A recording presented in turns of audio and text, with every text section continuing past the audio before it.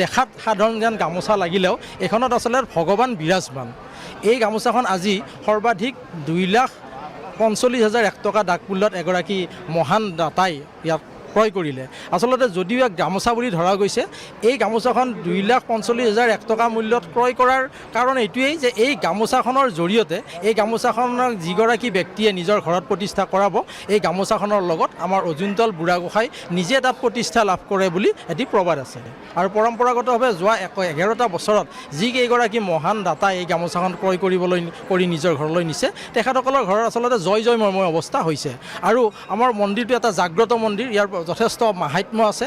আৰু এই আমাৰ ভগৱন্তৰ ওচৰত যেতিয়াই যি বিচৰা যায় বা যদি সৎ উদ্দেশ্যে যদি মনৰ কামনা থাকে, নিশ্চয় এখেতে পূৰণ কৰে। সেই প্ৰবাদতেই আমি গামোচাখন ক্ৰেতাই আজি ক্ৰয় কৰিলে। আৰু বিগত বৰ্ষসমূহতো আমি 2,65,000লৈকে এই গামোচাখন আমি যোৱা 2টা বছৰ আগত ইয়াতে এগৰাকী মহান ভক্তই ক্ৰয় কৰিবলৈ সক্ষম হৈছে। আচলতে আমাৰ এই মন্দিৰটোৰ 3দিনীয়া বাৰ্ষিক ৰাইজৰ সভা আৰু শ্ৰী শ্ৰী বিষ্ণু পূজা আজি 2য় দিন। আজি 2য় দিনৰ এইটো এটা অন্যতম, প্ৰতি বছৰে হয় 3দিনীয়া কাৰ্যসূচীৰে। আজি 2য় দিনৰ পানী তোলা অনুষ্ঠানৰ পিছতে এইটো এটা অতি আকৰ্ষণীয় কাৰ্যসূচী।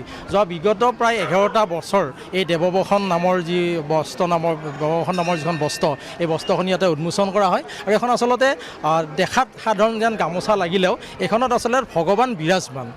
এই গামোচাখন আজি সৰ্বাধিক 2,45,100 টকা ডাকমূল্যত এগৰাকী মহান দাতাই ইয়াত ক্ৰয় কৰিলে।